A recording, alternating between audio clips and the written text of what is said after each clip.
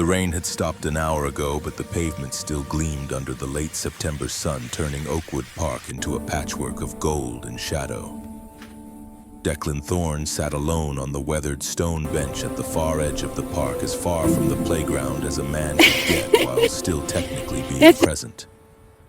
His hands, scarred, tattooed, marked by 25 years of a life most people only saw in movies, trembled slightly as they gripped his knees. He wasn't supposed to be here. Wasn't supposed to be anywhere, really. 6 months ago, he'd stood in a hospice room and watched his wife take her last breath, morphine finally dulling the pain that had eaten through her like fire through paper. Magnolia Thorne, Maggie. The only person who'd ever looked at him and seen something more than the leather jacket, more than the Hells Angels patch on his back, more than the road name they'd given him 23 years ago when he'd earned his colors with his fists and a tire iron, the Reaper. God, he hated that name now. Declan's wedding ring caught the sunlight as he twisted it unconsciously, the gold band worn smooth from 15 years of marriage. The metal was warm against his skin, heated by the afternoon sun. But it felt heavy. Everything felt heavy these days. The air, his lungs, the simple act of opening his eyes each morning. Around him the park hummed with life he couldn't quite connect to. Children's laughter echoed from the playground, equipment swings, creaking slides, whooshing, small voices calling out in joy. Young mothers sat on benches with coffee cups and smartphones, occasionally glancing up to make sure their kids hadn't wandered too far. An elderly couple walked past, their hands linked, moving slowly but moving together. Declan watched them all through a thick pane of glass he couldn't name. They were there living their lives, and he was here trying to remember how to breathe without feeling like someone had their boot on his chest. When had he started crying? He didn't know, but his face was wet, tears tracking through 2 days of stubble, and his shoulders shook with the effort of keeping the sound trapped in his throat. The Reaper didn't cry. The Reaper was the one who made other men cry, who walked into rooms and watched fear ripple through them like wind through wheat. But the Reaper was a ghost now, and Declan Thorne didn't know who the hell he was supposed to be instead. Maggie's voice whispered through his memory, soft and certain like it always was. Promise me you'll find peace, Dec. Promise me you'll leave that life behind. The club, the violence, all of it. Promise me. He hadn't promised. Couldn't. Because even dying, even drowning in cancer that had started in her lungs and spread like wildfire, Maggie had been asking him to do something impossible. You didn't just leave the angels, blood in, blood out. That was the code. That was the only code that had ever made sense to him. But watching her die, holding her hand, as it went slack in his, feeling the exact moment the warmth left her skin that had broken something in him that no amount of Brotherhood could fix. The sound of small feet on gravel made him look up. A boy stood 3 feet away, maybe 5 years old, wearing a bright red jacket that made him look like a cardinal against the autumn backdrop. His hair was dark and messy, his eyes were blue and impossibly clear, and he was staring at Declan with the kind of fearless curiosity that only children possessed. "Don't cry, mister," the boy said, his voice high and serious. "You can borrow my mom. She's really good at making sad people feel better." The words hit Declan like a punch to the solar plexus. He opened his mouth, but nothing came out. The boy just stood there, small and brave, offering comfort to a man who probably looked like every parent's nightmare, 6'3", covered in tattoos, wearing a leather jacket with patches that told stories of violence and loyalty and roads that stretched from California to Maine. Declan's voice came out rough, scraped raw. "I'm okay, kid. Just having a rough day. That's what my mom says when she's sad about Daddy," the boy replied, tilting his head. "But then she cries at night when she thinks I'm sleeping. Are you crying at night too? Jesus Christ." Declan looked away, unable to hold the kid's gaze. His throat felt like someone had wrapped barbed wire around it. "My daddy died too," the boy continued, matter-of-fact in the way children could be about enormous things. "Mom says he's in heaven with the angels. Are you sad because someone went to heaven?" Before Declan could answer, if he even could answer, a woman's voice called out, breathless and slightly panicked. Owen, Owen, what did I say about running off? She appeared behind the boy, a hand reaching for his shoulder, ready to pull him back to safety. Declan looked up and met her eyes, dark brown, warm, but guarded the eyes of someone who'd learned caution the hard way. She was maybe 36, 37, wearing jeans and a soft blue sweater, her light brown hair pulled back in a ponytail. Pretty in an understated way, like she'd stopped thinking about such things a long time ago. Her hand froze on Owen's shoulder when she took in Declan fully. He watched her process it all in real time, the leather jacket, the tattoos visible on his hands and neck, the Hell's Angels insignia, the tear tracks on his face, the dangerous size of him. But then something shifted in her expression. Not fear, or not only fear. Something else. Recognition, maybe. Understanding. "I'm sorry," she said, her voice gentle but firm. "My son can be forward sometimes." "No harm done." Declan managed, wiping his face again. "Kids just being kind." Owen looked up at his mother, then back at Declan. "But Mom, he's really sad. Like you were after Daddy." The woman's breath caught just barely, but Declan heard it. Saw the way her fingers tightened on Owen's shoulder. Saw the flash of old pain cross her face before she smoothed it away with practiced ease. "I know, sweetheart," she said softly. "But sometimes people need privacy when they're sad." "But you said helping people was important." Owen insisted, his 5-year-old logic impeccable. "You said that's what good people do." Declan watched this exchange with something close to wonder. When was the last time someone had wanted to help him?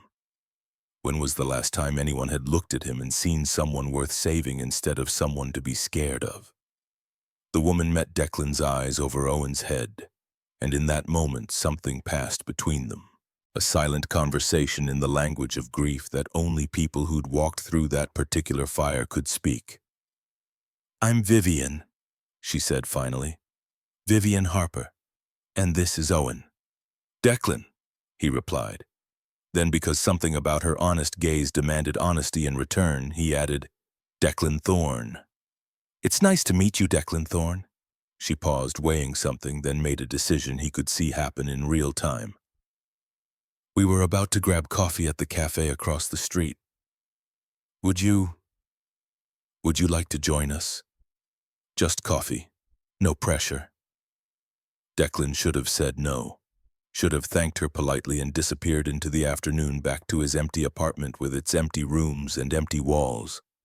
Should have recognized this for what it was, a moment of kindness from a stranger that would complicate his life in ways he couldn't afford. But Owen was looking at him with those clear blue eyes, and Vivian Harper was looking at him like she saw past the leather and the ink to the broken man underneath, and Maggie's voice was whispering in his memory about promises and peace and leaving the life behind.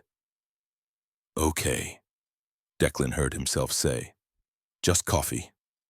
Owen's face split into a grin that could have lit up the whole park. "Yes. Come on, Mr. Declan. They have the best hot chocolate with marshmallows." The boy grabbed Declan's hand without hesitation, his small fingers wrapping around Declan's scarred knuckles, and started tugging him toward the park exit. Declan stood slowly, his 6'3" frame unfolding from the bench, and let this tiny human lead him forward. Vivian fell into step beside them, and Declan caught her watching him from the corner of her eye. Not afraid exactly. Cautious, maybe. Curious, definitely. But there was something else there, too. Something that looked almost like hope. The Riverside Cafe sat across from the park, one of those neighborhood spots that somehow survived, despite the Starbucks down the block. It smelled like coffee and cinnamon, and its mismatched furniture gave it the feel of someone's living room rather than a business. Owen pulled Declan toward a table by the window, still holding his hand. Like they were old friends instead of strangers who'd met 5 minutes ago. "This is our table," Owen announced. "We sit here every Sunday. You can sit here too if you want." Declan eased himself into a chair that groaned under his weight, feeling absurdly large in the cozy space. Vivian took the seat across from him, and Owen bounced into the chair between them, already pulling crayons and a coloring book from the backpack his mother set on the table. "What can I get you?" Vivian asked, her tone carefully neutral, like she was giving him an out if he needed it. "Black coffee," Declan said. "Thanks. Hot chocolate for Owen." Vivian continued then to the waitress who'd appeared, "And a chai latte for me." The waitress, a teenager with purple streaks in her hair, took the order without comment, though Declan didn't miss the way her eyes lingered on his Hell's Angels patch. He'd stopped noticing those looks years ago, just part of the uniform. "So," Vivian said once the waitress had left, her hands folded on the table in front of her, "do you come to the park often?" It was a simple question, normal small talk, but Declan heard what she was really asking. "Are you someone I need to worry about? Are you safe? Should I have brought my son here with you?" "Used to," Declan said. "My wife, she loved that park. We'd go on Sundays before." "Before?" Vivian repeated softly, and there was a world of understanding in that single word. Owen looked up from his coloring book, a blue crayon in hand. "Is your wife in heaven too with my daddy?" Declan's throat closed up. He nodded, not trusting his voice. "That's sad," Owen said with the simple honesty of children. "But at least they have each other now. Heaven is probably nice. Mom says there's no pain there." "Owen," Vivian said gently, a warning and an apology all in one. But Declan shook his head. "It's okay. He's right. No pain there." He paused, then added quietly, "She had a lot of pain at the end. Cancer." "I'm sorry," Vivian said, and the way she said it, not pitying, not performative, just genuinely sorry, made something loosen in Declan's chest. "How about your husband?" Declan asked, because it seemed only fair. Vivian's fingers tightened around each other. "Car accident. 3 years ago. We'd had a fight that morning. Stupid stuff, the kind of things married people fight about. He left angry." She took a breath. "He never came home." The drinks arrived, breaking the heavy moment. Owen grabbed his hot chocolate with both hands, immediately getting whipped cream on his nose. Declan watched as Vivian automatically reached over with a napkin, wiping her son's face with the practiced motion of 1,000 such moments. "So we both know," Vivian said quietly, meeting Declan's eyes over Owen's head, "what it's like." Declan took a sip of his coffee, using the moment to gather himself. "Yeah. We both know." They sat in silence for a moment, but it wasn't uncomfortable. It was the silence of two people who understood that some things didn't need words. That grief was its own language, and sometimes the most comfort came from just sitting with someone who spoke it. "I teach 2nd grade," Vivian said after a while, shifting to safer ground. "At Riverside Elementary. That's how I have Sundays free. Well, mostly free. There's always papers to grade, but you need this," Declan finished. "The park, the routine." "Yes." She looked surprised that he understood. "Owen needs it too, the consistency. It helps." Owen was deep in his coloring now, humming softly to himself as he turned a dinosaur an improbable shade of purple. Declan watched the boy work something twisting in his chest. Maggie had wanted kids. They'd tried early in their marriage, but it never happened. And then the club took up more and more of his time, and the violence became more frequent, and Maggie had stopped talking about babies. Maybe that had been a blessing.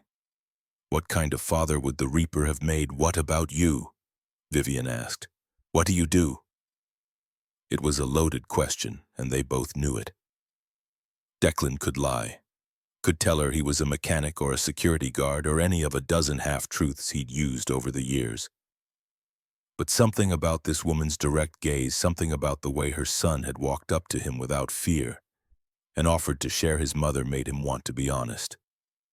"I'm between things right now," he said carefully.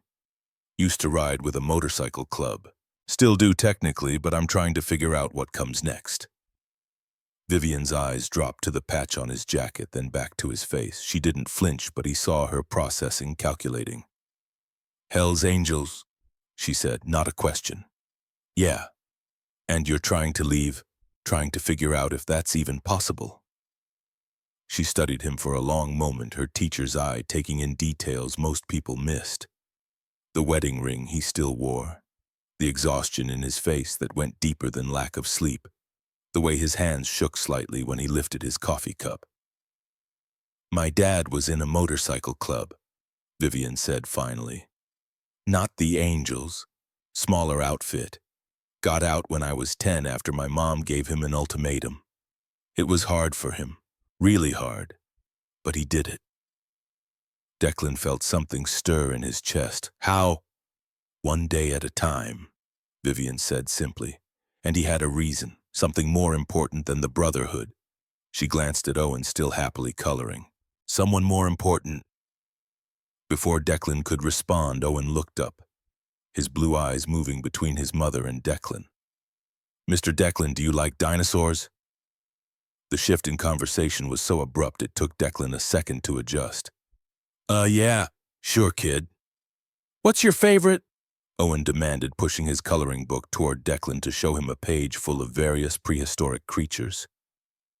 Declan studied the page, seriously aware that this was somehow important. The T-Rex, he said finally. King of the dinosaurs. Owen's face lit up. That's my favorite too. He reached into his pocket and pulled out a small plastic dinosaur, green and slightly chewed looking. This is Rex. He goes everywhere with me. He makes me feel brave. That's so... Declan said, something in his chest cracking open just a little. When I'm scared at night, I hold Rex and I'm not scared anymore. Owen held the toy out to Declan. You can hold him if you want. He might make you feel brave too. Declan's hand trembled as he took the small plastic toy. It was warm from being in Owen's pocket, worn smooth by countless small hands. He looked at this ridiculous little dinosaur and felt something he hadn't felt in 6 months. He felt seen. Thank you, Owen, Declan said, his voice rough. That's really kind of you. Owen beamed at him, then went back to his coloring like he hadn't just given a piece of his security to a dangerous stranger. Vivian was watching Declan with an expression he couldn't quite read. He doesn't do that with everyone, she said quietly. Give Rex to people. He's pretty protective of that dinosaur. I'll take good care of him, Declan promised, handing the toy back carefully. But Owen shook his head. You keep him for now. You need him more than me today. Declan closed his fingers around the plastic dinosaur, and for reasons he couldn't explain, his eyes burned with tears he refused to let fall. Not here, not in front of this woman and her son. They stayed at the cafe for another 20 minutes, the conversation flowing easier than it had any right to. Vivian told him about her students, about the challenges of teaching 7-year-olds to read when half of them just wanted to play. Owen interjected with stories about his preschool, about his best friend Marcus, who could burp the alphabet, about the caterpillar they'd found at recess. And Declan listened, letting their words wash over him like water over stones, smoothing his edges just a little. When they finally left, the sun was lower in the sky, painting everything in shades of amber and rose. They walked slowly back toward the park where Vivian's car was parked. We're here most Sundays, Vivian said when they reached her car. Owen was already climbing into his booster seat, still chattering about dinosaurs. Around 2 o'clock, if you ever need company. It was an invitation and an escape hatch all at once. No pressure, no commitment. Just an open door if he wanted to walk through it. Declan nodded, not trusting his voice. He handed Owen back the plastic T-Rex through the car window. Thanks for the loan, buddy. But Owen pushed it back. You keep him tonight. You can give him back next time I see you. Next time. Like it was already decided. Like of course there would be a next time. Okay, Declan said. I'll take good care of him. I know you will, Owen said with absolute certainty. Bye, Mr. Declan. Bye, Owen. Vivian gave him a small smile, careful but real, and got in the car. Declan watched them drive away, Owen's small hand waving from the back window until they turned the corner and disappeared. Only then did Declan look down at the plastic dinosaur in his palm. It was ridiculous. He was a 48-year-old man, a former enforcer for one of the most notorious motorcycle clubs in the country, standing in a park holding a child's toy dinosaur. But when he climbed into his old Ford truck, the engine coughing to life after 2 attempts, he set the dinosaur carefully on the dashboard where he could see it. The drive to his apartment took 15 minutes through Sunday traffic. He lived in a neighborhood that was trying to be better than it was: old buildings with new paint, chain-link fences around small yards, cars that were more rust than metal parked on the street. His place was on the second floor of a building that had been built in the 70s and hadn't been updated since. Inside the apartment was exactly as he'd left it: sparse, clean, empty. The military had taught him to keep his space organized, and old habits died hard. Bed made with hospital corners. Dishes washed and put away. Nothing on the counters except a coffee maker and a single mug. The only signs of life were the photographs on the small table by his bed. Maggie smiled out from every frame. Maggie on their wedding day, her dark hair loose around her shoulders, her eyes bright with joy. Maggie in her Marine Corps dress blues, standing at attention, fierce and proud. Maggie in the hospital bed near the end, her head wrapped in a scarf to hide the hair loss, still managing to smile for the camera even though every breath was agony. Declan sat on the floor in front of the table, his back against the bed, and picked up the wedding photo. They'd gotten married at a small church outside Portland, just family and a few club brothers. Maggie had worn a simple white dress she'd found at a thrift store. Declan had worn his best jeans and a button-up shirt, and he'd felt like the luckiest man alive. "I met someone today, Mags," he said to the photograph, his voice rough in the empty room. "A kid, 5 years old, just walked right up to me while I was crying like a damn fool and told me I could borrow his mom." The photograph smiled back at him, frozen in a moment of pure happiness. "His mom's name is Vivian. She's a teacher, lost her husband 3 years ago. She's got these eyes, they see too much, you know, like she knows what it's like to stand on the edge and look down." Declan set the photo down carefully and pulled Owen's dinosaur from his pocket, holding it up to the light. "The kid gave me this, said it would make me feel brave. Can you believe that, a 5-year-old trying to help a man like me?" The apartment didn't answer. It never did. But Declan sat there for a long time, holding the plastic dinosaur, talking to his dead wife about a woman and a boy he'd just met, and for the first time in 6 months the weight on his chest felt just slightly lighter. He was still sitting there when his phone buzzed against his hip. He pulled it out, already knowing what he'd find. A text from Briggs Hammer Donnelly, the road captain of his chapter: "Church meeting Tuesday, mandatory. We need to talk about you walking away." Declan stared at the message for a long moment, then set the phone face down on the floor. He'd deal with Briggs in the club tomorrow.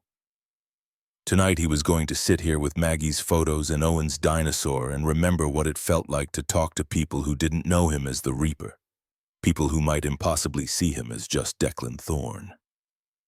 He fell asleep like that, sitting on the floor with his back against the bed, the plastic T-Rex clutched in one scarred hand, like a talisman against the dark.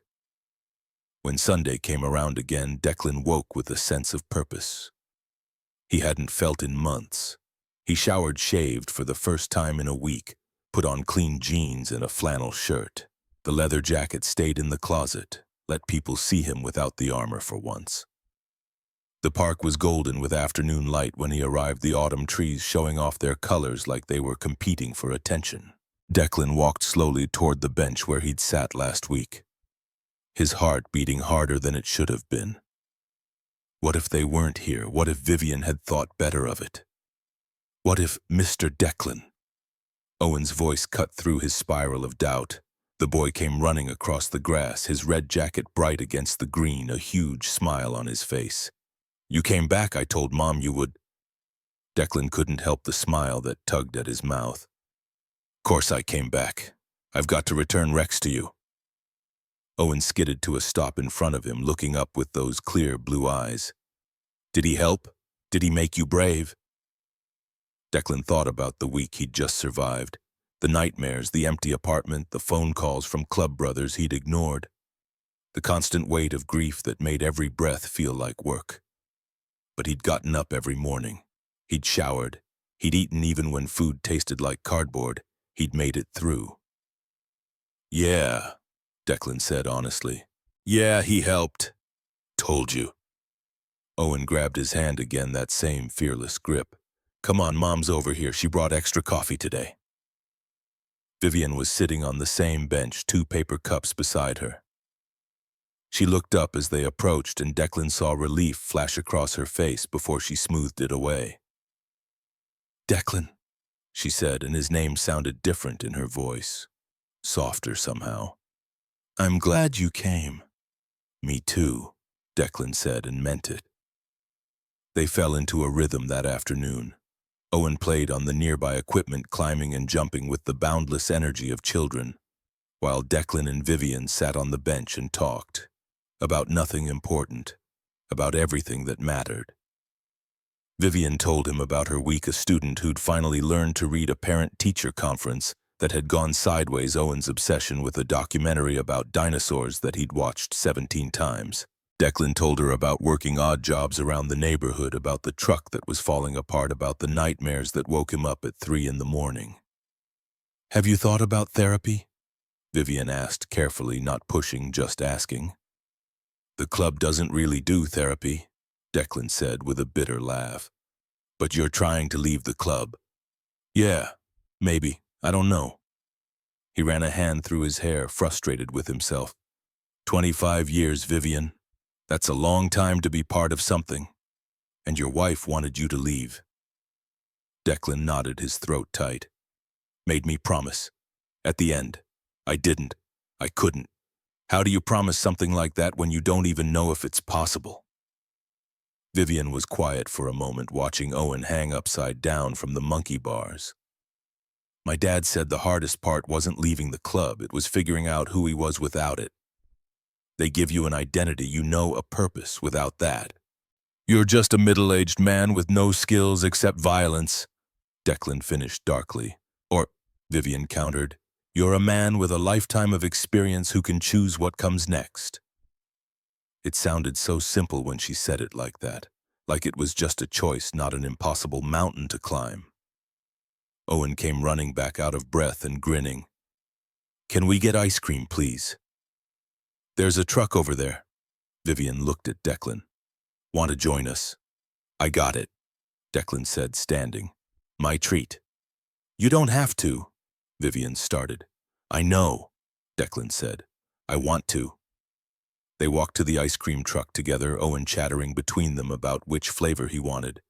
Declan bought 3 ice cream sandwiches, and they sat on the grass to eat them, Owen between the 2 adults, chocolate already smeared on his face. "You're messy," Vivian said fondly, wiping Owen's cheek with a napkin. "It's good ice cream," Owen defended himself. "Right, Mr. Declan." "Best ice cream I've had in months," Declan agreed solemnly. The afternoon stretched on, golden and perfect, and Declan felt something he hadn't felt since before Maggie got sick. He felt almost peaceful, almost like he belonged somewhere. But all afternoons end, and eventually Vivian glanced at her watch and sighed. "We should get going. It's almost dinner time." Owen's face fell. "But I don't want to go." "I know, baby, but Mr. Declan probably has things to do." Declan didn't. His apartment was empty and always would be, but he nodded anyway. "I'll see you next Sunday." "Yes." Owen jumped up. "Same time, and you have to tell me more about motorcycles, you promised." "Did I?" Declan smiled. "Okay, buddy, next Sunday." They walked back to the parking lot together. Vivian's car was a practical sedan, a few years old but well maintained. As she opened the back door for Owen, Declan's phone buzzed in his pocket. He pulled it out, saw the message, and felt his stomach drop. "Briggs, stop ignoring me, brother. We need to talk about what happens next. You can't just walk away." Vivian must have seen something in his face because she straightened her hand on the car door. "Everything okay?" Declan looked at her, at Owen climbing into his booster seat, at this small moment of normalcy he'd somehow stumbled into. Then he looked back at his phone at the message from a world he was trying to leave. "Yeah," he lied. "Everything's fine." But Vivian's eyes said she knew better. She knew about trying to escape the past. She knew about the weight of things left undone. "If you ever need to talk," she said quietly, "about anything, I meant what I said. We're here on Sundays, but you can call too if you want." She pulled a pen from her purse, wrote a number on a receipt, and handed it to him. "For emergencies or just to talk." Declan took the paper like it was made of gold. "Thank you." "See you next week, Mr. Declan," Owen called from the back seat. "See you next week, Owen." He watched them drive away again. Watched until he couldn't see Vivian's car anymore. Then he looked down at the phone number in his hand and the message from Briggs on his screen. Two different futures pulling him in opposite directions. His phone rang. Briggs calling now, not texting. Declan stared at the screen, let it ring once, twice, 3 times. On the 4th ring, he answered. "Briggs?" "About damn time, Reaper." Briggs's voice was gravel and smoke. "Where you been?" Around, right." A pause. "You coming to church on Tuesday or not church?" That's what they called their meetings, their gatherings in the back room of the Broken Spoke bar, where decisions were made and rules were laid down and brotherhood was enforced. "I don't know," Declan said honestly. "You don't know." Briggs's voice hardened.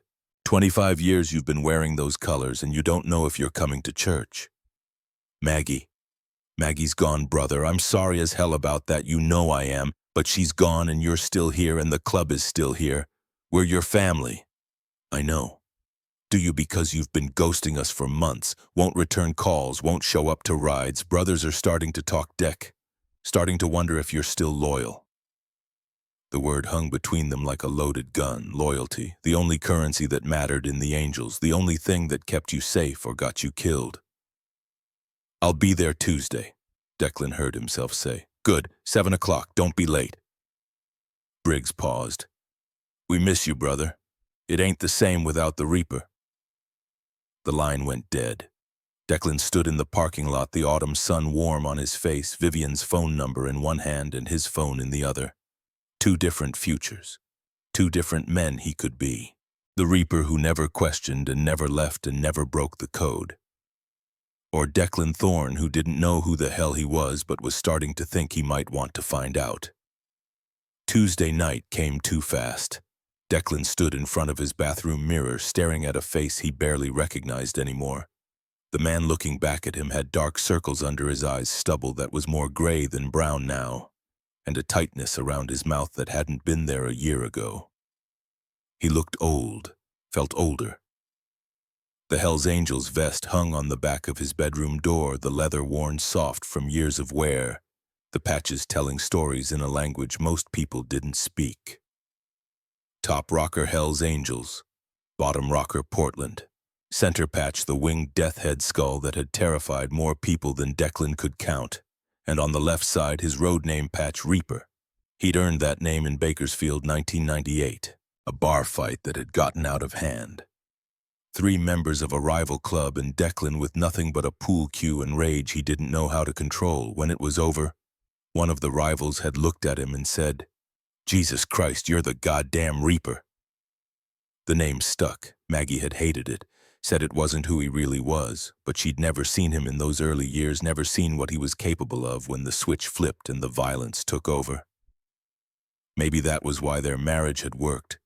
She'd only known him after he'd started trying to be better. And now she was gone and the club wanted him back. And Declan didn't know which version of himself to be anymore. His phone buzzed. A text from Vivian. "Hope you're having a good week. Owen keeps asking when we'll see you again." Sunday. Something loosened in Declan's chest reading those words. He typed back quickly before he could overthink it. "I'll be there." 3 dots appeared then. "Good, we'll be waiting." Declan stared at those words. "We'll be waiting," and felt something he couldn't name. When was the last time someone had waited for him, wanted him around, not because he was useful, not because he was intimidating, but just because he put the phone down and reached for the vest? The broken spoke hadn't changed in 20 years. Same neon sign buzzing in the window, half the letters burned out. Same smell of stale beer and motor oil. Same lineup of Harleys out front, chrome gleaming under the streetlights like a promise or a threat depending on which side you were on. Declan parked his truck at the far end of the lot. The bike was still in his garage, hadn't started it in months, and sat for a moment gathering himself. Through the bar's grimy windows he could see shapes moving. Brothers, family, the only family he'd known for most of his adult life, blood in, blood out. He touched the pocket where he'd tucked Owen's plastic dinosaur. He'd meant to leave it at home, but at the last second he'd grabbed it. A talisman, a reminder that there was something else out there besides this. The bar went quiet when he walked in. Every head turned. Declan felt the weight of 30 pairs of eyes assessing him, judging, calculating. He'd been gone too long. In the angel's absence was betrayal's first cousin. Reaper Briggs Hammer Donnelly stood from his position at the bar, arms spread wide. He was 52, built like a fire hydrant, with a gray beard and hard eyes that had seen everything and been impressed by none of it. "About damn time, brother." The room relaxed slightly. If Briggs was welcoming him, others could too. Men clapped Declan's shoulders as he made his way to the bar. Familiar faces, familiar greetings. Snake Eyes, who'd done time in Folsom for assault. Gunner, who'd been riding since the 70s. Preacher, who'd gotten his name for never shutting up once he got drunk. And Cutter Walsh. Cutter leaned against the wall in the back, arms crossed, watching Declan with eyes like chips of ice. He was younger than most of the brothers, maybe 35, and mean in a way that had nothing to do with the club and everything to do with something broken inside him. He'd been pushing for Declan's patch for months now, saying the Reaper was getting soot, was disrespecting the club with his absence. "Beer?" Briggs asked, already signaling the bartender. "Yeah, thanks." The beer appeared cold and familiar. Declan took a long drink, buying himself time, trying to read the room. Church hadn't started yet. This was the warm-up, the part where brothers reconnected and alliances were reinforced. "How you been, Deck?" Briggs asked, his voice lower now, almost gentle. "For real?" "Surviving," Declan said. "That all?" Declan met his eyes. Briggs had been at Maggie's funeral, had helped carry the casket, had gotten drunk with Declan afterwards and let him rage and cry without judgment. They'd known each other for 23 years. That meant something. "That's all I got right now," Declan said honestly. Briggs nodded slowly. "Fair enough. But the club needs more than survival, brother. We need commitment. Things are heating up." "What things, Old Church?" Briggs said, nodding toward the back room. "Come on, time to talk business."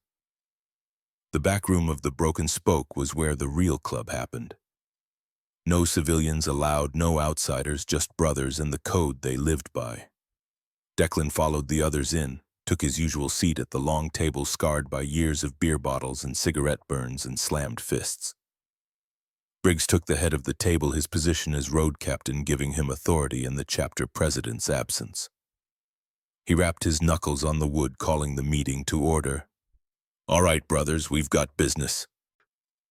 He looked around the table, his gaze landing on each man. "We've been getting heat. Portland PD has been asking questions about the clubhouse, about our runs, about what we do and who we do it with." Murmurs around the table. This wasn't new. Cops had been hassling them for years, but Briggs's tone suggested something more serious. "We need to show them we're legit," Briggs continued. "Not a criminal organization, just a bunch of guys who like to ride bikes and support good causes." "What kind of causes?" Snake Eyes asked, his voice skeptical. "Veterans. Wounded warriors specifically." Briggs pulled out a flyer, slid it across the table. "Riverside Park is hosting a charity motorcycle run this Saturday. Big event. Press coverage. Local politicians. All the respectable citizens coming out to support our troops."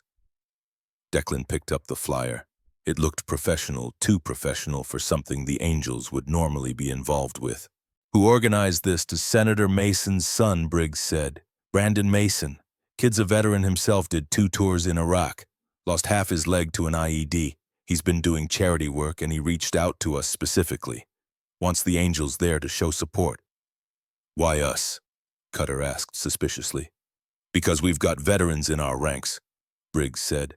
And because having us there makes the whole thing edgier, gets more attention, more donations. He paused. And because Brandon's old man wants to show that even outlaws can be patriots. The room processed this.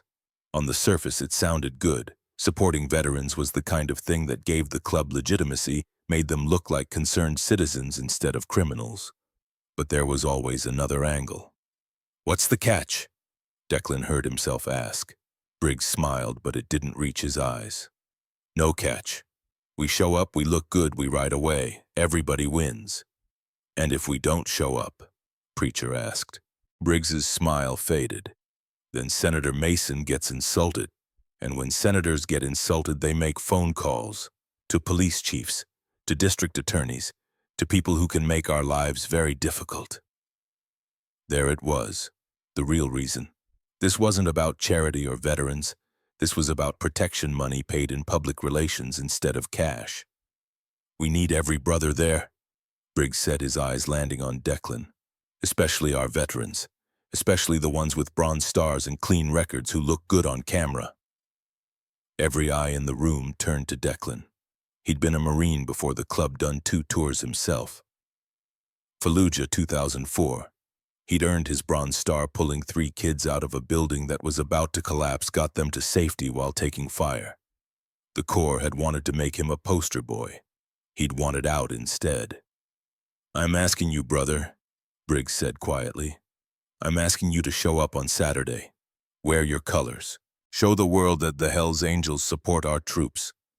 Do this one thing and we can all breathe easier. Declan felt the weight of expectation pressing down on him. This was how it worked in the club. They saved up favors, reminded you of debts, wrapped obligation in brotherhood until you couldn't say no without betraying everything you'd sworn to uphold. The club was there for you when Maggie got sick. Briggs continued, his voice soft but carrying to every corner of the room. We raised 15 grand to cover the bills insurance wouldn't touch. We took shifts at the hospital so you could sleep. We buried her with honor. And there it was, the debt, the obligation, the invisible chains that kept everyone bound to the Brotherhood. Declan's hands tightened into fists under the table. He thought about Vivian and Owen waiting for him at the park on Sunday. Thought about Owen's plastic dinosaur in his pocket. Thought about Maggie's last words, promise me you'll leave this life behind. I'll be there Saturday. Declan said, the words tasting like ash in his mouth. Briggs's face split into a genuine smile. That's my brother. Knew we could count on the Reaper. But across the table, Cutter Walsh was watching Declan with narrow eyes, like he could smell the hesitation, the doubt, the betrayal already forming. Church continued for another hour. Other business discussed club finances, upcoming rides, territorial disputes with a smaller club trying to move into their area. Declan participated when required, voted when asked, but his mind was elsewhere. After church ended, brothers filtered back to the bar. Drinks flowed, voices rose, the tension of the meeting dissolving into familiar camaraderie. Declan accepted a shot of whiskey from Snake Eyes, then another from Gunner, feeling the burn travel down his throat and settle in his stomach like molten lead. Hey, Cutter appeared at Declan's elbow. His voice quiet enough that others couldn't hear. Need to talk to you. Outside. Declan's instincts prickled. Nothing good ever came from private conversations with Cutter. But refusing would be an insult, would feed whatever suspicions were already growing. All right. They stepped out into the parking lot, the night air cool after the stuffy bar. Cutter pulled out a cigarette, lit it, offered the pack to Declan. Declan shook his head. You quit, Cutter asked. Maggie hated the smell. Maggie's dead. The words hung between them, ugly and true.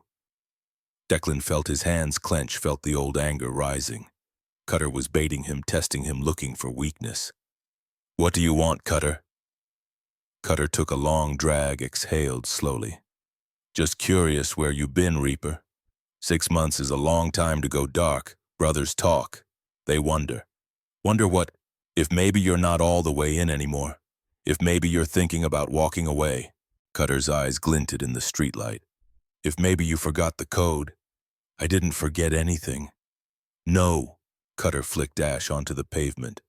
Then where you been every Sunday for the last 2 weeks because it ain't here. It ain't on rides, so where? Ice ran down Declan's spine. Cutter had been watching him, following him. The realization settled like a stone in his gut. That's none of your damn business, Declan said, keeping his voice level. Everything you do is club business. That's what the patch means. Cutter stepped closer. So I'm asking again. Where you been? Declan thought fast. If Cutter knew about the park, about Vivian and Owen, they were in danger. Not immediate danger. The club had rules about families, about civilians. But danger nonetheless. Because Cutter didn't always follow the rules. Cutter liked hurting people too much. Cemetery, Declan said. Visiting Maggie's grave. That a problem? Cutter studied him for a long moment, taking another drag. Nah, no problem.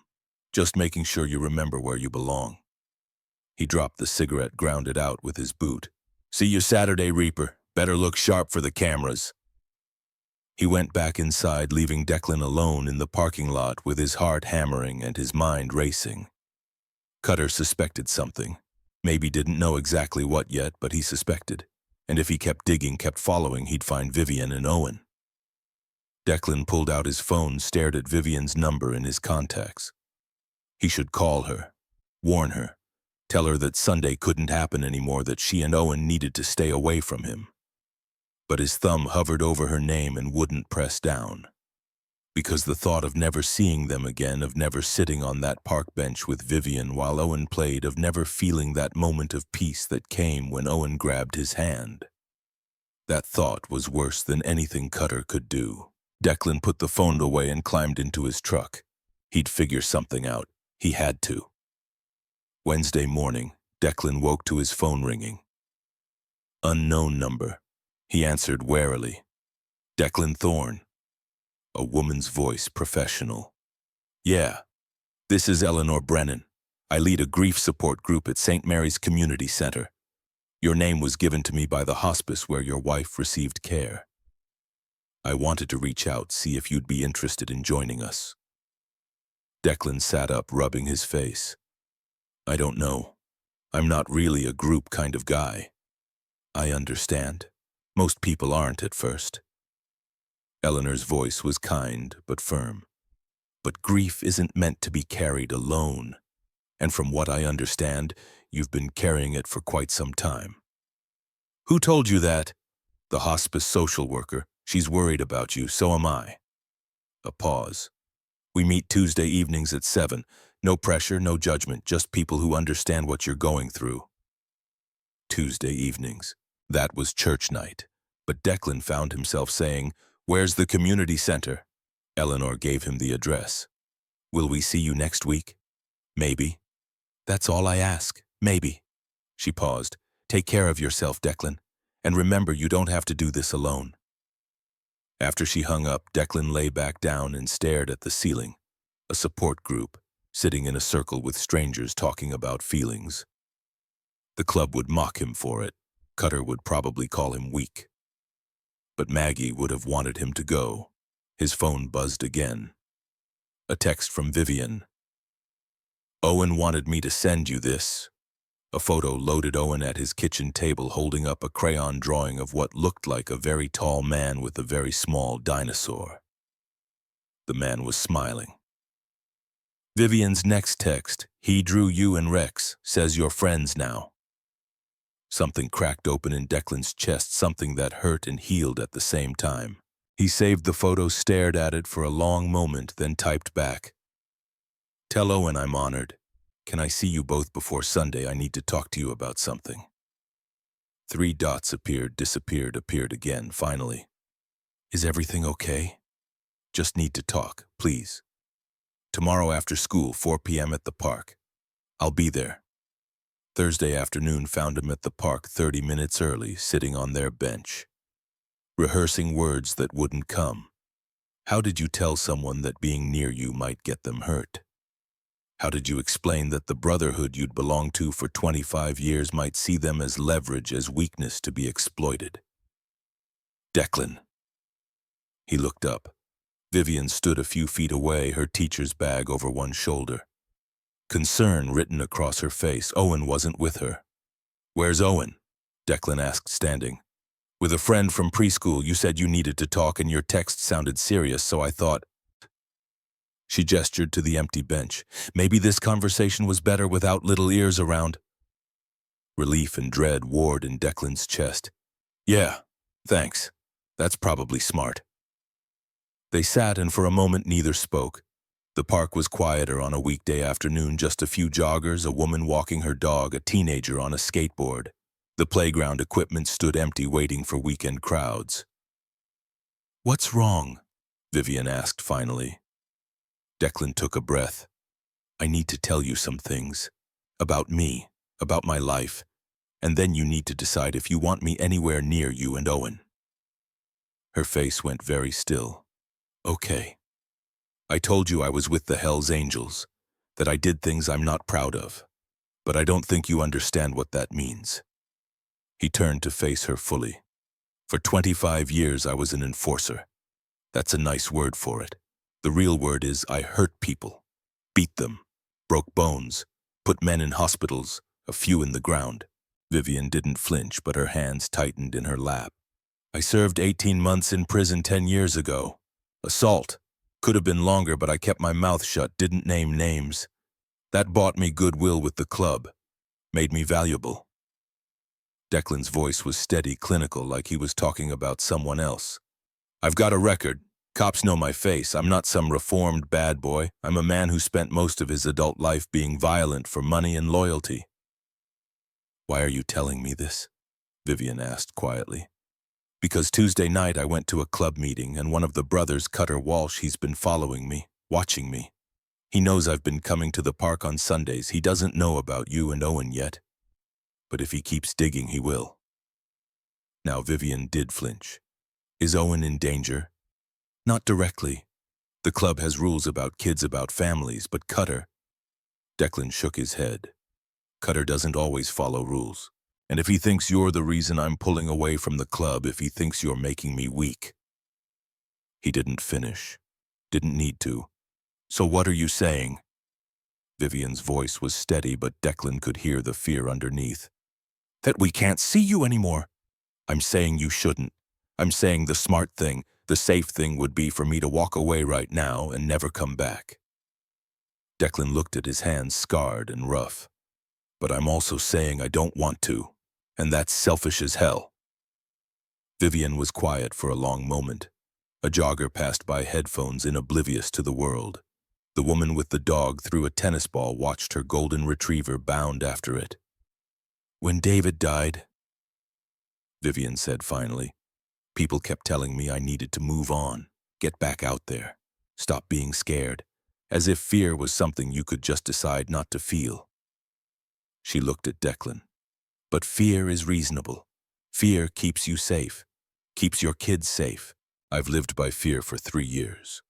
So you're saying, I'm saying Owen walked up to a stranger in a park because his instincts told him that stranger needed help.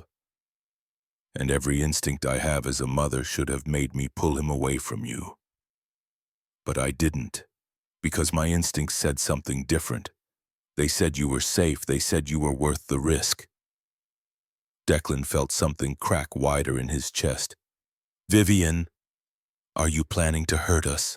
She asked directly. No. God, no. Are you planning to go back to that life, the violence, the club, all of it? I'm trying not to. I'm trying to figure out how to leave. Then we'll figure it out together. She turned to face him fully. You don't get to make this decision for me, Declan. You don't get to decide what risks I'm willing to take. You told me the truth, thank you for that. Now I'm making my choice, and my choice is that Owen needs you. And maybe, she hesitated, maybe I do too. The words hung between them, fragile and strong all at once. There's something else, Declan said. Saturday. The club's making me attend a charity event. A motorcycle run for wounded veterans. Press will be there. Cameras. They want me in my colors looking like the good outlaw who supports the troops. But you don't want to go. It's not about want. If I don't go, they'll know I'm pulling away. If they know I'm pulling away. He didn't finish. Vivian nodded, slowly processing. Then she said something that surprised him. Then I'm coming with you. What? No, absolutely not. You said yourself the club has rules about families. If I'm there with Owen, if we're publicly supporting you, then maybe they'll back off. Maybe they'll see you're not weak, you're just changing. Vivian, these aren't nice people. You can't. I can make my own choices, she said firmly.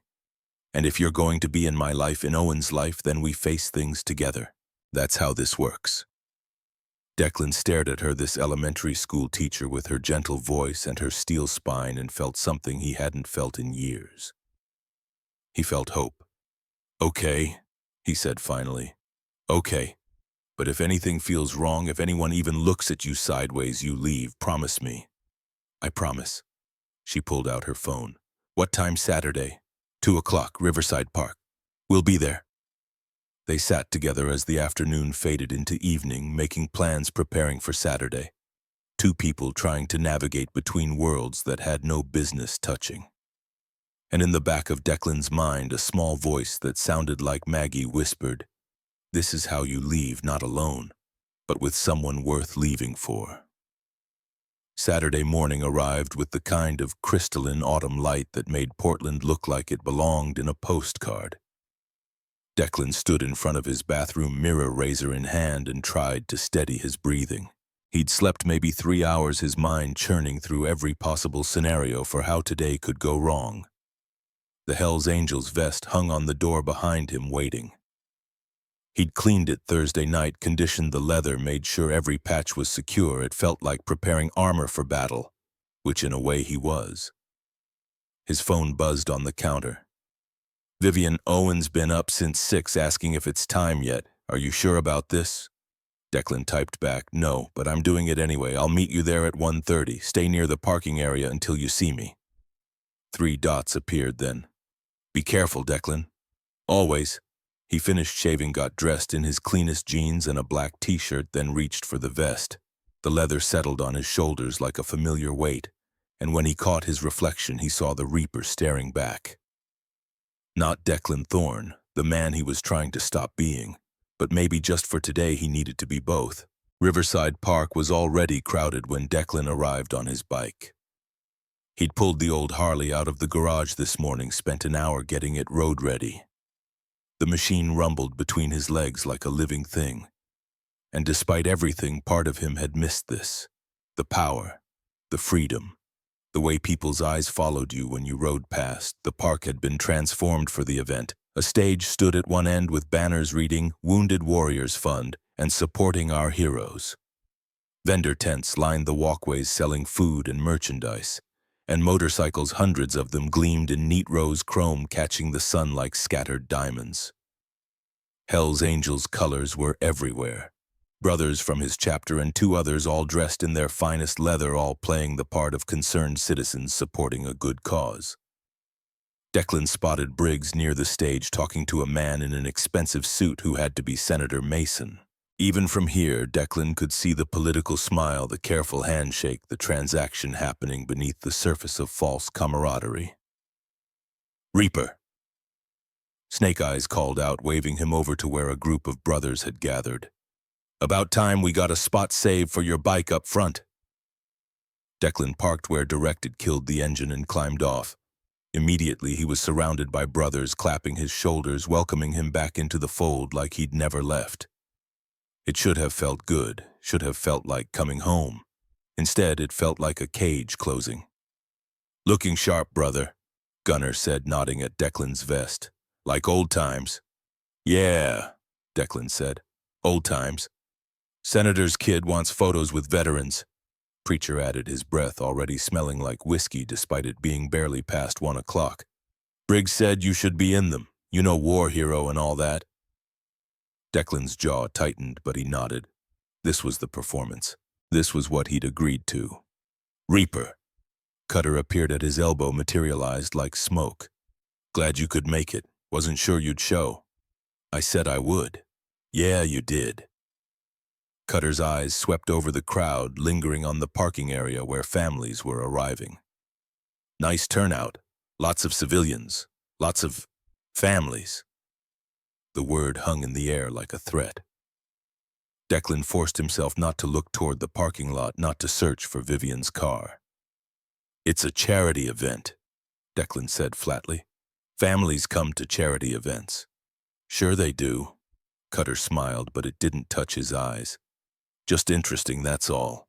Seeing who shows up to support who.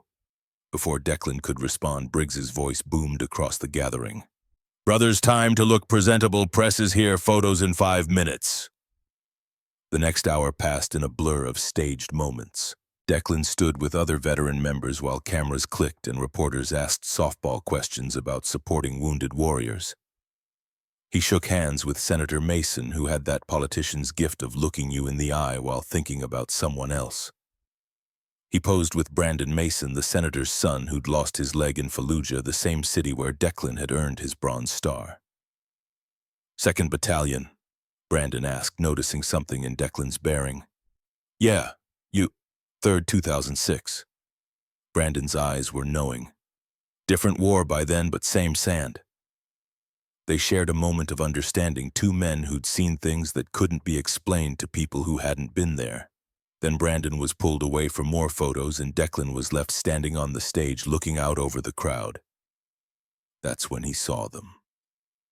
Vivian stood near the back of the gathering, Owen's hand in hers. She dressed carefully, jeans and a simple sweater, nothing flashy, but she stood out to Declan like a beacon. Owen wore his red jacket and held a small American flag someone had given him, waving it enthusiastically. Their eyes met across the distance and Vivian gave him a small nod. We're here. We've got you. Something settled in Declan's chest. He wasn't alone in this. Whatever happened today, he wasn't alone. Touching, ain't it? Declan turned. Cutter had followed his gaze, had seen exactly what Declan had been looking at. All these people coming out to support veterans. Cutter continued, his voice conversational but his eyes sharp. Makes you wonder who they're really supporting, though. The cause or specific people. What's your point, Cutter? No point, just observing. Cutter pulled out his phone and Declan's blood ran cold as he watched him take a photo of the crowd. A photo that definitely included Vivian and Owen. Nice-looking family over there. The woman and the kid with the red jacket. You know them. Every instinct screamed at Declan to lie, to deflect, to protect, but Cutter already knew. The question wasn't about information, it was about power. They're here for the event, Declan said carefully. Same as everyone else. Sure they are. Cutter pocketed his phone. Funny though. Could swear I've seen that red jacket before. At a park across town on Sundays. He smiled. Small world, huh? Before Declan could respond, Briggs called for attention again. The senator was taking the podium for his speech. Declan was expected to stand with the other veterans behind him, a visual reminder of who they were all here to support. He took his position, but his mind was racing. Cutter knew about Vivian and Owen, was taking photos, building evidence of Declan's divided loyalties. And there was nothing Declan could do about it without making things worse. Senator Mason's speech was everything Declan expected: platitudes about service and sacrifice, promises about supporting veterans, carefully phrased acknowledgments of the patriotic motorcycle clubs who'd shown up today. The crowd applauded at the right moments. Cameras captured it all, and through it all, Declan felt the walls closing in. When the speech ended, the crowd began to disperse toward the vendor tents and food trucks. Families spread out across the park. Declan stepped off the stage, intending to find Vivian and tell her to leave to get Owen somewhere safe to. Declan Thorne. He turned. A woman stood behind him, maybe 55, with sharp eyes and an air of authority that immediately marked her as law enforcement, even though she wore civilian clothes. Who's asking? Detective Sarah Walsh, Portland PD, retired. I was hoping we could talk. Declan's guard went up immediately. About what? Not here. She glanced around at the crowd at the brothers mingling nearby. There's a coffee shop 2 blocks down. Meet me there in 20 minutes. It's important. I don't talk to cops. I'm not a cop anymore. And this isn't about you. She held his gaze. It's about keeping people safe. People you care about. She walked away before he could respond, disappearing into the crowd like she'd never been there. But her words echoed in Declan's ears, people you care about. Declan made his way through the crowd searching for Vivian. He found her near a vendor tent, Owen tugging her toward a booth selling toy helicopters. Vivian. Declan kept his voice low. We need to talk. She saw something in his face, immediately understood. Owen, honey, can you look at the toys for a minute? Stay right here where I can see you. Okay, Mommy. Owen was already absorbed in examining a bright green helicopter. Vivian stepped closer to Declan, her voice quiet. What's wrong? Cutter knows. About you and Owen. He took photos. Declan glanced around, making sure they weren't overheard. You need to leave now. What will he do with the photos? I don't know. Use them as leverage. Show the club that I'm distracted, that I'm putting civilians before the Brotherhood. He ran a hand through his hair. I'm sorry, I should never have let you come. You didn't let me do anything, Vivian said firmly. I made my choice, and I'm not running away because some bully took a photo. This isn't a schoolyard, Vivian. These are dangerous men. I know that. Her eyes held his. What do you want to do? Really? What did he want? Declan looked at this woman who somehow saw past everything he'd been to something he might become. Looked at her son innocently playing with toy helicopters, trusting that the adults around him would keep him safe. He wanted to be worthy of that trust. There's a retired detective who wants to talk to me, Declan said. Says it's about keeping people safe. I think I need to hear what she has to say. Vivian nodded. Then go. Owen and I will stay here in public surrounded by people. We'll be fine. If you see Cutter's shaved head, leather vest looks mean, you leave immediately. Don't talk to him, don't engage, just go. I understand. The coffee shop was a small place called The Grind, tucked between a laundromat and a tax preparation office. Former Detective Walsh, sat in a corner booth with a clear view of the door. Old cop habits. Declan slid into the seat across from her. You've got 5 minutes. I'll need less. Walsh pushed a folder across the table. I've been building a case against Cutter Walsh for 3 years. Human trafficking specifically. He's been running a side operation the club doesn't know about, bringing undocumented workers into the country and selling them to farms and factories as labor. Declan's stomach dropped. The club doesn't sanction trafficking. That violates... I know. That's why he's been hiding it. But his operation is getting bigger, harder to conceal. She opened the folder, showed him surveillance photos. Cutter meeting with men Declan didn't recognize. Shipping manifests, bank records. He's planning a major shipment next week, 20 people, mostly from Southeast Asia. Ages ranging from 16 to 45. Why are you telling me this? Because I can't prove it. Not yet. Not enough for charges that'll stick. Walsh leaned forward. But if someone on the inside were to provide testimony or even just point me toward evidence, I could shut him down. Save those people before they disappear into the system. You want me to be a rat. I want you to be a decent human being. Walsh's eyes were hard. I know what you are, Thorne. I know what you've done. Your record tells that story. But I also know you served your country. I know you pulled civilians out of a firefight in Fallujah. And I know your wife spent her last months begging you to leave the life. How do you know that? The hospice social worker. She remembers. Walsh tapped the folder. You want to honor her memory? Help me stop Cutter, save those people, and maybe, just maybe, find a way out of the club that doesn't end with you in prison or in the ground. Declan stared at the folder, his mind racing. If he testified, if he gave Walsh what she needed, he'd be violating the most sacred rule of the club. Blood in, blood out. Snitches didn't just leave, they disappeared. But those 20 people in Cutter's pipeline, those 16-year-olds being singed like cattle. I need time to think, Declan said. You have until Monday. After that, the shipment happens and those people are gone. Walsh stood. There's a grief support group at St. Mary's Community Center. Tuesday nights. I'll be there. If you want to talk, we talk there. Nobody knows I'm ex-law enforcement. I'm just another grieving widow. She left cash for the coffee and walked out, leaving Declan with the folder and a decision that could destroy his life or save his soul. He sat there for a long moment staring at the surveillance photos. Then he pulled out his phone and took pictures of everything in the folder. If he was going to do this, and God help him, he was considering it, he needed insurance. When Declan returned to Riverside Park, the event was in full swing. Live music played from the stage, families picnicked on the grass, brothers mingled with civilians, everyone playing their parts in the theater of respectability. He found Vivian and Owen near the playground watching other kids climb the equipment. Owen was eating a hot dog that was more ketchup than meat, his face smeared with red. "You're messy," Declan said, sitting down on the bench beside Vivian. "Mr. Declan." Owen's face lit up. "Did you see me wave my flag? I waved it really hard." "I saw, buddy. You did great.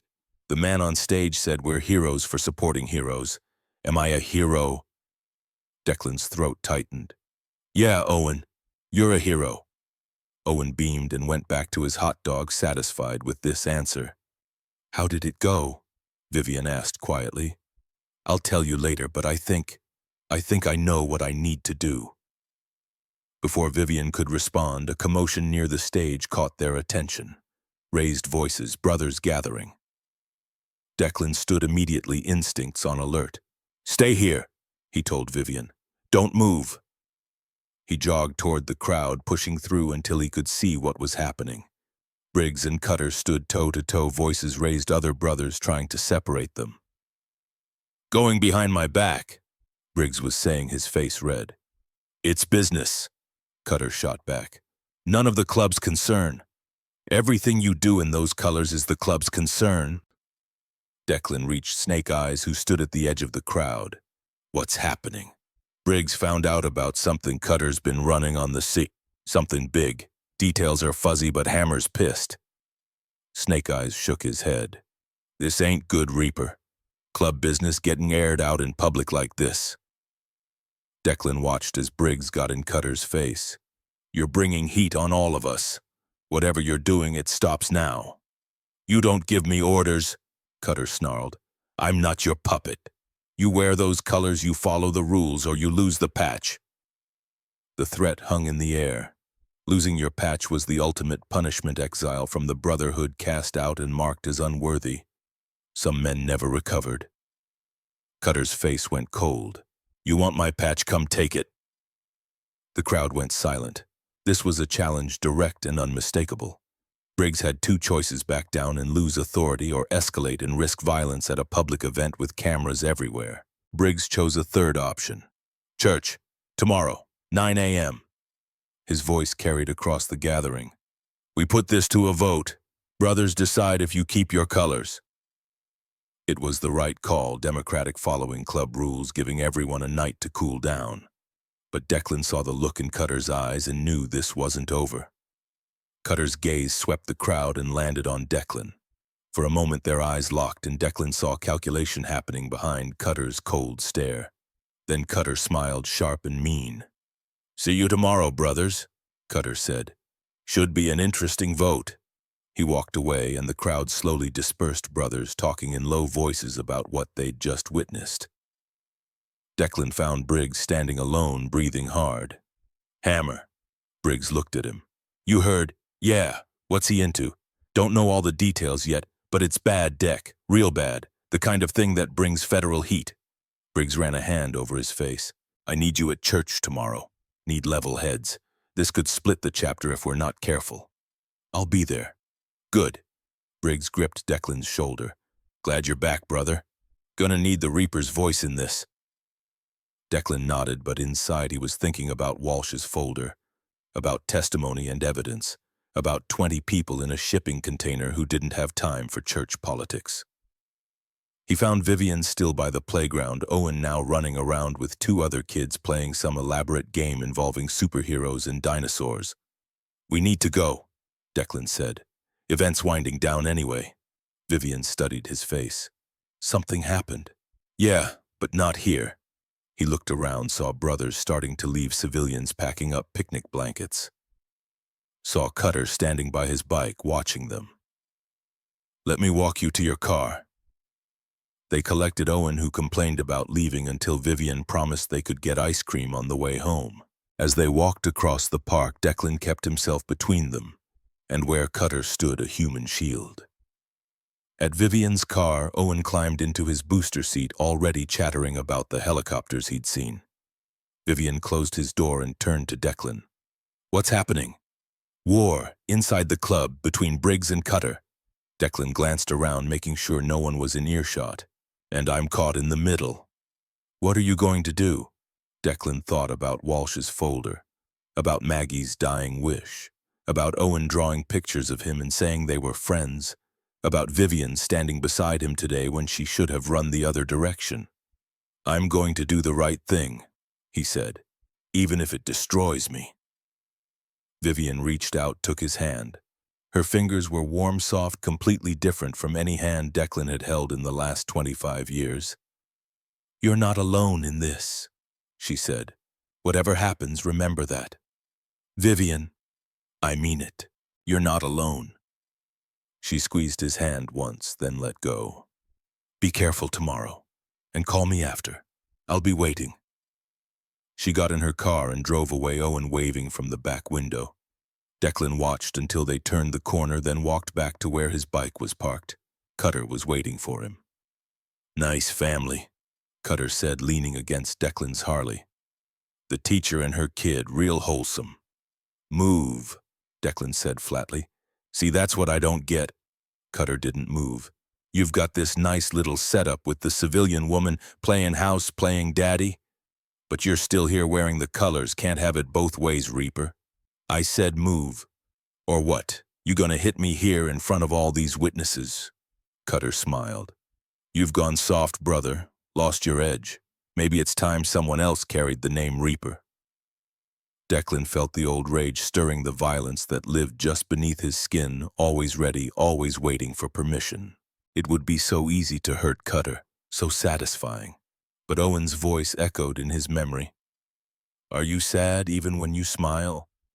And Maggie's, promise me you'll leave that life behind." Declan stepped closer, got right in Cutter's face. When he spoke, his voice was quiet, controlled, more dangerous than shouting. "You stay away from them. You don't look at them. You don't think about them. You sure as hell don't threaten them. Because if anything happens to that woman or her son, there won't be enough of you left to identify. Understand?" For the first time, uncertainty flickered in Cutter's eyes.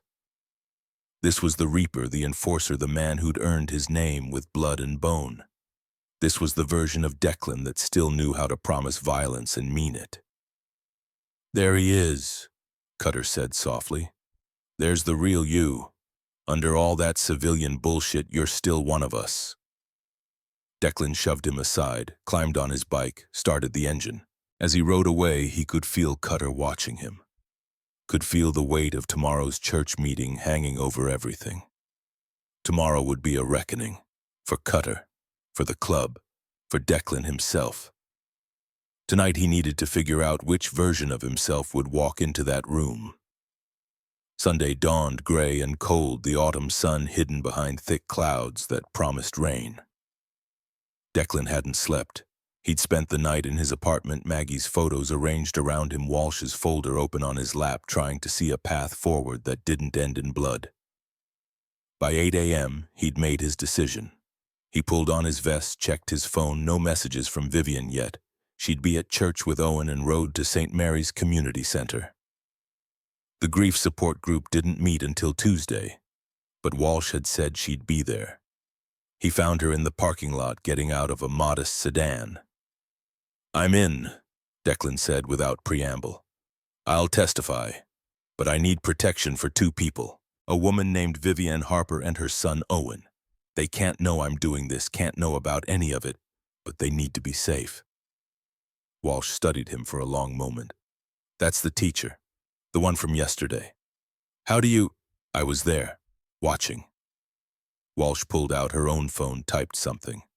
I can have patrol cars swing by her address regularly, plain clothes watching when she's at work, but I can't give her round-the-clock protection without telling her why. Then do what you can. Just keep them safe. And in return, I'll wear a wire to church this morning, get Cutter talking about his operation, give you everything you need. Declan's jaw clenched. But after this goes down, I'm done. I walk away from the club, you make sure they understand I'm off limits and I disappear into a normal life. I can't promise, then we have no deal. Walsh thought about it, then nodded. All right, but you need to understand once you do this, there's no going back. Your brothers will know you betrayed them. Some will understand. Most won't. You'll be looking over your shoulder for the rest of your life. I've been looking over my shoulder for 25 years, Declan said. At least now it'll be for something that matters.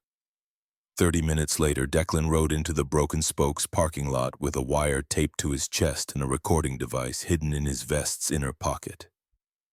His hands were steady on the handlebars, but his heart hammered against his ribs. Blood in, blood out. Today he was choosing blood out. The back room was already full when he arrived. Every member of the Portland chapter sat around the long table, faces grim. This wasn't a normal church meeting. This was a trial. Briggs sat at the head of the table, Cutter at the opposite end. The space between them crackled with tension. We all here? Briggs asked, looking around. When everyone nodded, he continued. Then let's begin. Cutter Walsh, you've been accused of running unauthorized business using club resources. Business that brings federal heat. What do you have to say? Cutter leaned back in his chair, completely relaxed. I have a right to earn a living. Not using club connections, not in ways that endanger the chapter. Everything I do is for the club, Cutter said. The money I bring in, the contacts I maintain. The human trafficking you're running, Declan heard himself say. The room went dead silent. Every eye turned to him. Cutter's face went very still. What did you just say? You heard me. Declan stood, pulling out his phone, displaying the photos he'd taken of Walsh's folder. 20 people coming in next week. Workers you're selling to farms and factories, ages 16 and up. That ring any bells? Where did you get that? Cutter's voice was ice. Doesn't matter where I got it. Matters that it's true. Declan looked around the table. We're criminals, I'm not denying that. But we have rules. We don't hurt kids. We don't traffic people. That's a line we don't cross. Brothers started talking at once, voices overlapping. Gunner demanded to see the phone. Snake Eyes swore viciously. Preacher looked like he might be sick. Briggs slammed his hand on the table. Quiet! When silence fell, he turned to Cutter. Is this true? Cutter's eyes never left Declan. You brought evidence against a brother to church. You know what that makes you, Reaper? Yeah, Declan said. It makes me someone who won't let kids get sold into slavery. What does it make you? Cutter stood slowly. You self-righteous son of a bitch. You think you're better than us now because you're fucking some schoolteacher playing house with her kid. Leave them out of this. Why, they're the reason you're here, right? The reason you're betraying your brothers. Cutter's voice rose. You've gone weak, soft. You're choosing some civilian bitch over 25 years of brotherhood. Declan moved without thinking, closing the distance between them in 2 strides. His fist caught Cutter in the jaw, sent him stumbling back against the wall. Brothers jumped up, some moving to separate them, others just watching. I told you, Declan said, his voice deadly quiet, to leave them out of this. Cutter wiped blood from his mouth, laughed. There he is, the Reaper, still in there somewhere. He pushed off the wall, squared up. But you know what? It doesn't matter, because you brought evidence against a brother. You violated the code, and that means you're out. So are you, Briggs said. Both men turned to look at him. Briggs stood at the head of the table, his face hard. Vote time. All in favor of stripping Cutter Walsh of his patch for running unauthorized criminal operations that endanger the chapter? Hands went up around the table. Not all of them. Cutter had his allies, but enough. More than enough. Motion carries, Briggs said. Cutter Walsh, you're out. And him, Cutter pointed at Declan. He brought outside evidence to church. That's betrayal. Briggs looked at Declan for a long moment. Deck, anything you want to say? This was it. The moment. Declan could feel the wire against his chest, could feel the weight of 25 years pressing down on him. He could apologize, could try to salvage his position, could stay in the Brotherhood. Or he could walk. Declan reached up and unfastened his vest. Slowly, deliberately, he removed it and laid it on the table in front of Briggs. I'm done, he said. Not because I'm being forced out, because I'm choosing to leave. This life, the violence, the codes, the constant looking over your shoulder, Maggie asked me to leave it behind. I should have done it when she was alive. I'm doing it now. You know what that means, Briggs said quietly, walking away. Yeah, I know. Briggs picked up the vest, held it for a moment, then nodded. Then you're out. Clean out your locker. Remove any club ink that can be removed, and Deck. His voice softened slightly. Don't come back. For your own safety, there's brothers who'll understand and brothers who won't. Declan nodded. He turned to leave, got halfway to the door before Cutter's voice stopped him. You think you're gonna ride off into the sunset with your little family, gonna play daddy to some dead man's kid? Cutter spat blood. I'll make sure they know what you are, what you've done. I'll make sure they understand they're sleeping next to a killer. Declan turned back slowly. You stay away from them. Or what, you're not a brother anymore. You got no protection, no backup. You're just a washed-up enforcer with a conscience. Cutter smiled through bloody teeth. Good luck with that. Declan walked out before he could do something that would land him in prison. He heard voices rising behind him as church descended into chaos. Heard Cutter still talking, probably telling everyone about Walsh, about the wire Declan was almost certainly wearing. But he didn't go back. He climbed on his bike and rode away from the broken spoke, away from 25 years of brotherhood, away from the only family he'd known since the Marines. And he rode toward Oakwood Park, where he knew Vivian would be waiting with Owen, even though she didn't know he was coming, didn't know what he'd just done. He rode toward a future that was terrifying and uncertain and completely unknown. But it was his future, his choice. For the first time in 25 years, Declan Thorne was free. The park was golden with afternoon light when Declan arrived, still wearing his plain clothes from under the vest he'd left behind. He spotted them immediately, Vivian on their bench, Owen playing on the nearby equipment. Owen saw him first. Mr. Declan. The boy came running, then stopped short. Where's your jacket, the one with the patches? Declan knelt down to Owen's level. I don't wear that anymore, buddy. Why not? Because. Declan looked up at Vivian, who was walking toward them, concern and hope warring on her face. Because I'm not that person anymore. I'm just Declan now. Owen considered this seriously. Is that good? Yeah, Owen, that's real good. Owen threw his arms around Declan's neck, nearly knocking him over. Good. I like just Declan better anyway. Over Owen's shoulder, Declan met Vivian's eyes. She mouthed, Are you okay? He nodded. I did it, he said quietly. I'm out. Vivian's hand flew to her mouth, tears springing to her eyes. Declan. I'm free, Vivian. For the first time in 25 years, I'm actually free. She pulled both him and Owen into a hug right there in the middle of the park, and Declan felt something he hadn't felt since Maggie died. He felt like he was home. 3 months later, December. The support group at St. Mary's had become Declan's Tuesday night ritual. Eleanor Brennan led with gentle wisdom, and the circle of faces had become familiar. Detective Walsh, who everyone knew as Sarah the widow, Marcus, a young firefighter who'd lost his wife in childbirth, Delia, whose husband had died by suicide. Tonight, Declan spoke for the first time about Vivian and Owen. I met them at my lowest point, he said, turning Rex the plastic dinosaur over in his hands. Owen had given it to him permanently last month. A 5-year-old kid walked up to me and offered to share his mom. That kind of innocence, it saved me. How are things now? Eleanor asked gently. Declan smiled a real smile that reached his eyes. Good, really good. I'm working full-time at Rusty Patterson's auto shop. Vivian and we're taking it slow, but we're together. And Owen, his voice caught. Owen calls me Declan, not Dad, that's right. His father was David, and David will always be his dad, but I get to be part of his life, that's enough. After the meeting, as Declan packed up, Walsh approached him quietly. Cutter's trial starts next month, she said. 20 counts of human trafficking. He's looking at 25 to life. And the people he was bringing in, safe. All of them. Because of you.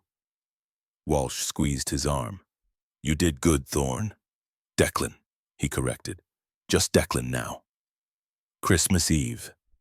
Oakwood Park was transformed. String lights hung from every tree, luminarias lined the pathways, and soft snow had begun to fall, dusting everything in white. Declan had spent all afternoon setting this up with Eleanor and Walsh's help, while Vivian thought she was coming for a normal evening walk. Where are we going? Owen asked, bouncing with excitement. He knew the secret. You'll see, buddy, Declan said, holding the boy's hand. They rounded the corner and Vivian stopped short. Their bench. The bench where everything had started was decorated with white lights, Maggie's favorite. Photos hung on strings between the trees, Declan and Owen building a snowman, Vivian and Declan at Thanksgiving, the three of them carving pumpkins. Declan what? But he was already kneeling, and this time he knelt in front of Owen first. Owen, I need to ask you something really important. Declan pulled out Rex the dinosaur. You gave me this when I needed to be brave. You helped me become someone better. Now I need to be brave again, and I need your permission. Owen's eyes were huge. For what? To ask your mom to marry me. I'll never try to replace your dad. David will always be your father, and he'll always be important. But I'd like to be part of your family, if that's okay with you. Owen looked at his mother, then back at Declan. Will you live with us? If your mom says yes. And we can still come to the park on Sundays. Every Sunday. Owen threw his arms around Declan. Then yes, ask her. Ask her right now. Declan turned to Vivian, still kneeling, and pulled out a small box. Inside was Maggie's engagement diamond reset in a new band. He'd asked Maggie's sister for permission, and she'd cried and said Maggie would have wanted this. Vivian Harper, Declan said, his voice steady despite his racing heart. A year ago, I was sitting on that bench completely broken, and your son walked up to me and offered me hope. You taught me how to heal. You showed me I deserved a second chance. You stood by me when you should have run away. Tears were streaming down Vivian's face. I can't promise I won't have bad days. Declan continued. I can't promise I'm not damaged. But I promise to show up every day and choose us. I promise to be patient with your grief and protective of Owen's heart. I promise to be the man your son saw in me before I could see it myself. He opened the box. Will you marry me? Yes. Vivian sobbed. Oh God, yes. Owen cheered, and Declan stood, sliding the ring onto Vivian's finger before pulling her into a kiss. Their first real kiss, soft and sweet and full of promise. We're getting married, Owen announced to the empty park, and his voice echoed off the trees. 6 months later, June wedding. The ceremony was small, just the people who mattered. Eleanor officiated, having gotten ordained online specifically for this. Walsh sat in the front row, smiling. Rusty and his wife had driven up from the shop. A handful of Vivian's teacher friends, Owen's preschool teacher, the neighbors who'd become friends. And in the back, surprising everyone, Briggs. Hammer Donnelly sat alone. He'd gotten sober, Declan had heard. His daughter was in rehab, doing better. He'd testified against Cutter's faction, helped shut down the trafficking operation completely. When Declan had sent him an invitation, he hadn't expected him to come. But there he was, in a button-down shirt instead of leather, looking uncomfortable but present. After the ceremony, Briggs approached. Briggs. They stood in awkward silence for a moment, then Briggs said, She'd be proud of you, Maggie. She'd be proud you finally did it. Declan's throat tightened. Yeah, I think she would. You look happy, brother. Briggs caught himself. Sorry. Old habit. It's okay. Declan extended his hand. Thanks for coming. Briggs shook it. Thanks for showing me it was possible. To walk away, to change. He glanced at his truck. I should go, but Deck, you did good. You really did good. He left before Declan could respond, but the message was clear. Some bridges didn't burn completely. Some brotherhood transcended patches and colors. 2 years later, September, Declan sat on their bench in Oakwood Park watching his family. Vivian, 8 months pregnant with their daughter, sat beside him, her hand resting on her belly. Owen, now 7, pushed 2-year-old Magnolia on the baby swings, both of them laughing. Maggie. They'd named her Magnolia Harper Thorne, honoring both the woman who'd first believed in Declan and the man who'd been Owen's father. I can't believe it's been 2 years, Vivian said softly. 2 years since church. 2 years since I walked away. Declan shook his head. Feels like a lifetime ago. Do you ever regret it? Declan looked at his family, Owen teaching little Maggie how to pump her legs. Vivian glowing with pregnancy, the life they'd built from broken pieces. Not for a second. Daddy, Maggie called out. She'd started calling him Daddy at 18 months, and it never failed to make his chest tight. Higher. Careful, Owen, Declan called back. Not too high. A man sat down on a bench across the parkhead, in his hands, shoulders shaking. Declan noticed him immediately, recognized that posture, that kind of grief. I'll be right back, he told Vivian. I know, she said, smiling. Go. Declan walked across the grass, his steps sure and steady. He sat down on the bench next to the stranger, not too close, giving him space. They sat in silence for a moment. Then the man spoke, his voice rough. Bad day. I understand those, Declan said. The man looked up, tear tracks on his face, and Declan saw himself 2 years ago, lost, broken, drowning in grief with no idea how to surface. Does it get better? The man asked. Declan thought about his journey, the pain, the choice, the hard work of becoming someone different. He thought about Maggie's death and Owen's innocent kindness, about Vivian's fierce loyalty and little Maggie's laughter, about leaving the angels and finding himself. He looked back at his family. Owen was helping Maggie out of the swing, now holding her hand carefully. Vivian was watching them, one hand on her belly, smiling at the life they'd created. Yeah, Declan said, turning back to the stranger. It does. Not all at once. Not easy. But if you keep showing up, if you let people help you. He pulled out a card for the Tuesday night support group. It gets better. The man took the card, studying it. You've been there. Every Tuesday for 2 years, it saved my life. Declan stood ready to give the man space. Show up if you want. No pressure. But there are people who understand. You don't have to do this alone. He walked back to his family, and Vivian slipped her hand into his. What did you tell him? The truth. That it gets better. That there's hope. Owen and Maggie came running over Maggie's small hand in Owen's bigger one. Daddy, can we get ice cream? Sure, sweetheart. Declan scooped Maggie up, settled her on his shoulders. Everyone want ice cream? Yes, Owen cheered. As they walked toward the ice cream truck, Declan glanced back at the stranger on the bench. He was still sitting there, but he was looking at the card, considering. That was enough. You couldn't save everyone, but you could offer a lifeline. The sun was setting, painting the park in shades of gold and rose, and Declan felt something settle deep in his chest. Peace. Real earned peace. What are you thinking about? Vivian asked, walking close beside him. That I'm exactly where I'm supposed to be, Declan said. That I found my way home. We found our way, she corrected gently. Together. Together, Declan agreed. And as they walked through Oakwood Park, through the place where everything had changed, where a broken biker and a grieving widow and an innocent child had found each other, Declan understood what Maggie had meant in those final moments. Peace wasn't the absence of pain. It was the presence of purpose. It was showing up every day and choosing love over fear, connection over isolation, hope over despair. It was a 5-year-old boy offering to share his mother. It was a woman brave enough to trust again. It was a man learning that leaving one family could mean finding another. The reaper was gone. Declan Thorne remained, and that was more than enough.